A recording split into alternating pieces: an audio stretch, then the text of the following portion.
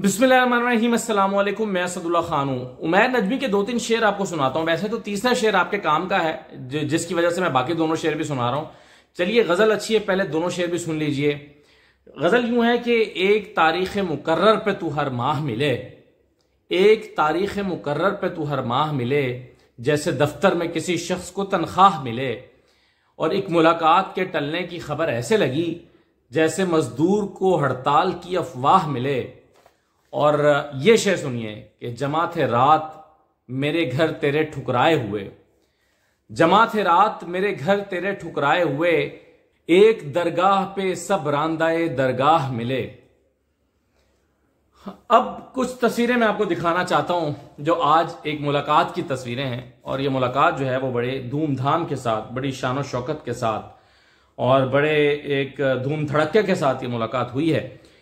इस मुलाकात में एक पहले तो ये तस्वीर देखिए, इस मुलाकात में आपको जहांगीर तरीन साहब नजर आ रहे हैं। जहांगीर तरीन साहब के दाएं जानिब आपको आमिर कियानी साहब दिखाई दे रहे हैं। आमिर कियानी साहब वही शख्स हैं जिन्होंने कुछ दिन पहले सियासत छोड़ने का ऐलान कर दिया था। उन्होंने कहा था मैं सियासत छोड़ रहा हूं, मैं सिर्फ तहरीक इंसाफ नहीं छोड़ रहा हूं। कहते उन्होंने वजाहत भी की थी कि अगर कोई और बात होती तो मैं तहरीक इंसाफ छोड़कर किसी और पार्टी में जाता, मैं तो सियासत ही छोड़ रहा हूं। यही आमिर कियानी साहब कुछ दिन के बाद शाह महमूद कुरैशी साहब से मिले जाकर जेल के अंदर, और यही आमिर कियानी साहब अब जहांगीर तरीन साहब से जा मिले हैं। तो अब आप डॉट्स को कनेक्ट करें। सब पता है, सबको पता है, सब पता है कि कियानी साहब किसके कहने पर छोड़ गए, किसके कहने पर जहांगीर तरीन साहब से मिले, और जहांगीर तरीन साहब जो है वो क्या कर रहे हैं। आमिर कियानी साहब की दाएं साइड पर जो साहब जिनका मुंह दूसरी तरफ है, सिर्फ सर नजर आ रहा है और वेस्टकोट नजर आ रही है, ये साहब जो हैं ये शुएब सिद्दीकी हैं गालिबन, जो अलीम खान साहब के साथ हुआ करते थे, जिन पर करप्शन के चार्जेस लगे थे, और पाकिस्तान तहरीक इंसाफ से ये अलग हो गए थे, या पाकिस्तान तहरीक इंसाफ ने इनको अलग कर दिया था। जहांगीर तरीन साहब के बाएं जानिब अजमल चीमा साहब हैं। ये फैसलाबाद से इलेक्शन, अभी जिमनी इलेक्शन लोटा हो गए थे, और उसके बाद फिर मुनरिफ हो गए थे। चले, मैं लोटा का लफ्ज इस्तेमाल नहीं करता, मुझे जेब नहीं देता शायद कि मैं एक जर्नलिस्ट हूं, स्लिप ऑफ टंग आप इसको कह लीजिए, चले।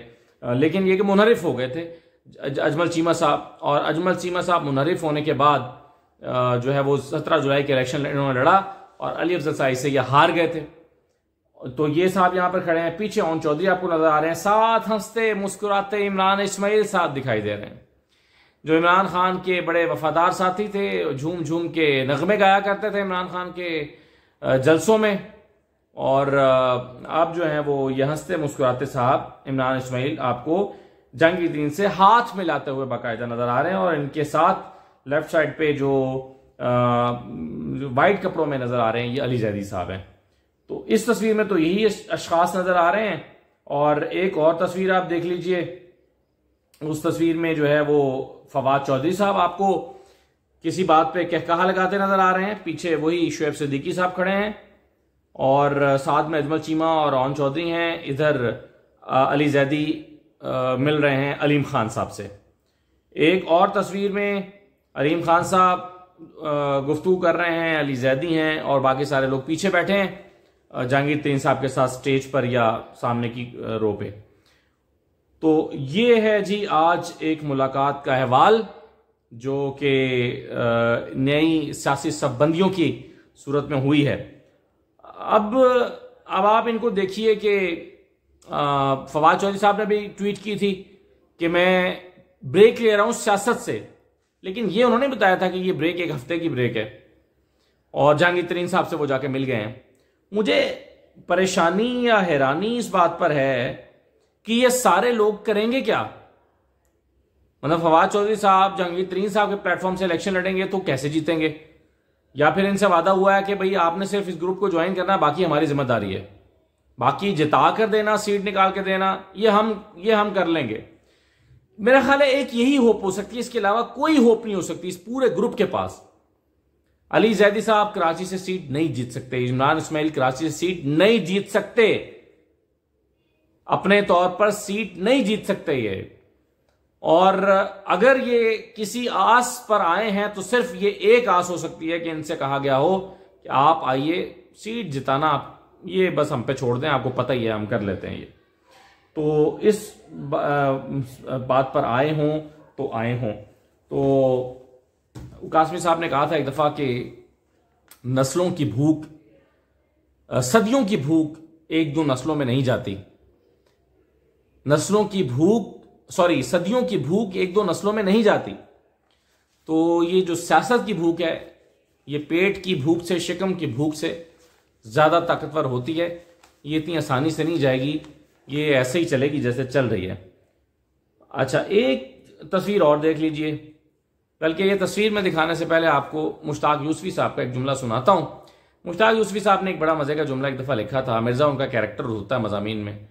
तो उन्होंने कहा कि मिर्ज़ा एक बार चौकीदारी के लिए कुत्ता लेकर आए और वो चोरी हो गया। अब ये कहने को सादा सा जुमला है, लेकिन मिजाह की दुनिया में एक बहुत बड़ा जुमला है कि चौकीदारी के लिए कुत्ता लाए और खुद चोरी हो गया। यानी उस कुत्ते ने क्या चौकीदारी करनी थी कि जो खुद ही चोरी हो गया बेचारा।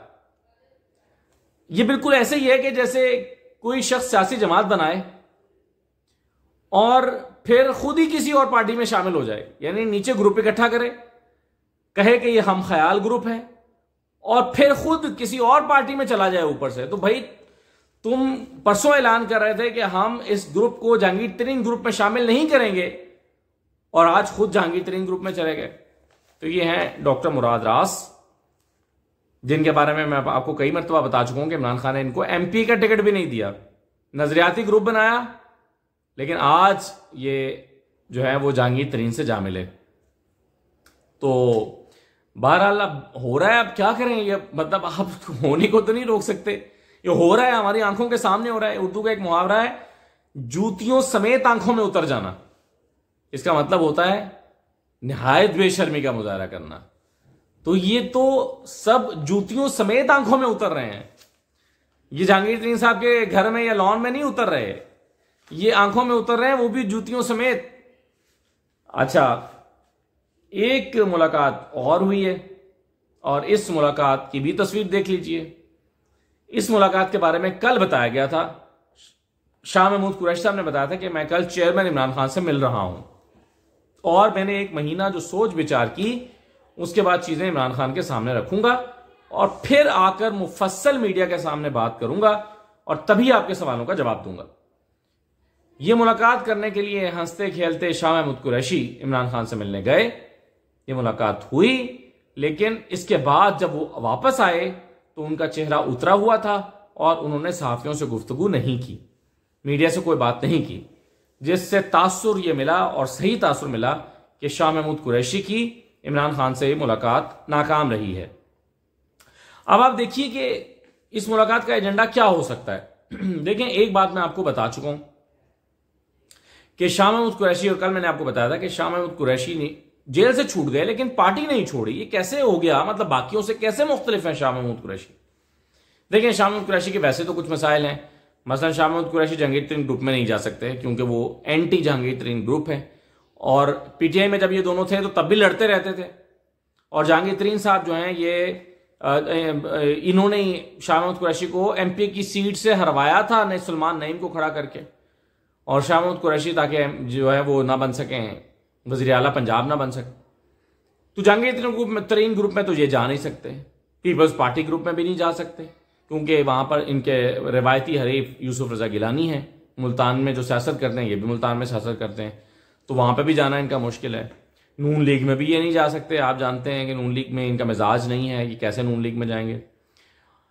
तो इनका बेस्ट रोल वही बनता था कि इमरान खान के माइनस होने के बाद, और इमरान खान के माइनस होने के इम्कानात पर आज जो फॉर्मेशन कमांडर्स की एक प्रेस रिलीज आई है, उस पर हमने जब तफसील से बात की है, तो उसमें बैनुसतूर दरअसल इमरान खान के माइनस होने की ही बात है, जो कि हमें होते हुए अब नजर आते हैं, या वक्ती तौर पर हमें ऐसा लगता है कि उनको सियासत से आउट किया जाएगा एक मरतबा। तो ऐसी सूरत में फिर शाह महमूद कुरैशी ही हैं जो शाह महमूद कुरैशी साहब ही हैं जो कि ये करेंगे, पार्टी को संभालेंगे। परवेज इलाही इनके साथ हो सकते हैं, एक दो लोग और वापस आ सकते हैं, ये सब हो सकता है।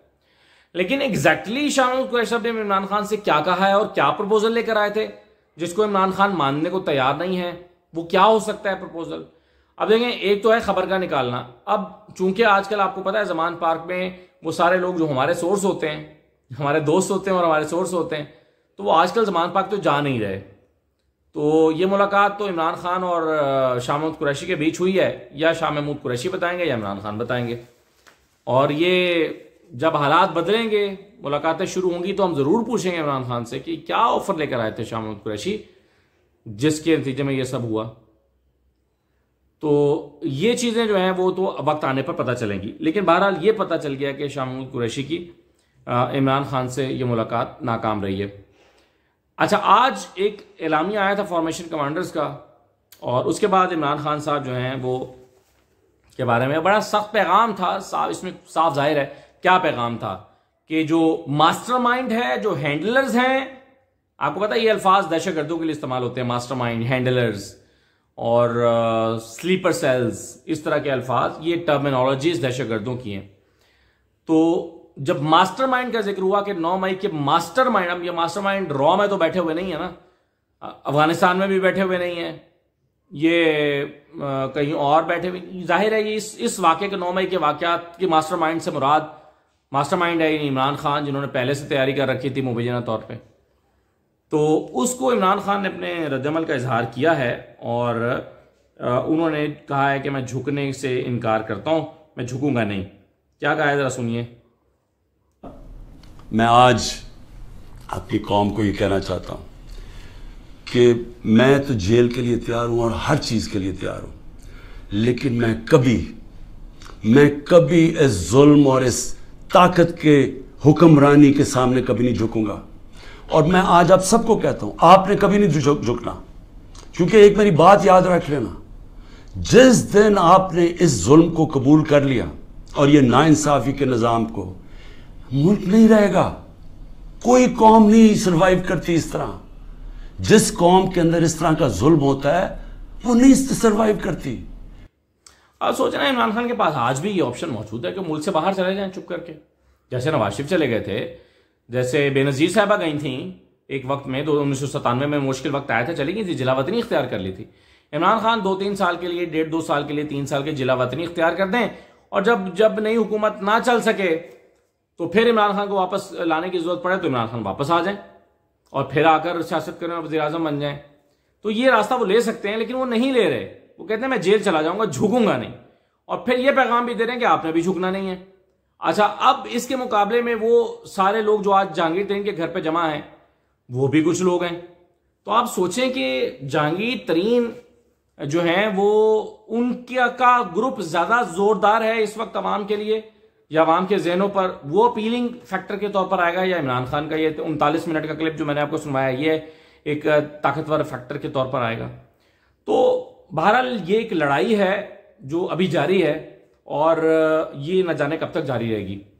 बहरहाल इससे जुड़े हुए बहुत सारी चीजें हैं, इससे जुड़ी हुई बेशुमार हालात हैं, बजट, IMF, मुल्क के मुआशी हालात, दोबारा एक हंग पार्लियामेंट आती है, कमजोर हुकूमत बनती है, इंटरनेशनल चैलेंजेस क्या होंगे, क्या दुनिया उसको एक्सेप्ट करेगी, क्या वो पाकिस्तान के चैलेंजेस का सामना कर सकेंगे, या पाकिस्तान के चैलेंज का सामना सिर्फ एक ताकतवर हुकूमत कर सकती है, या एक कमजोर तरीन हुकूमत भी कर सकती है। तो ये बहुत सारे सवालात इससे जुड़े हुए हैं जिस पर हम वक्तन फवक्तन बात करते रहेंगे।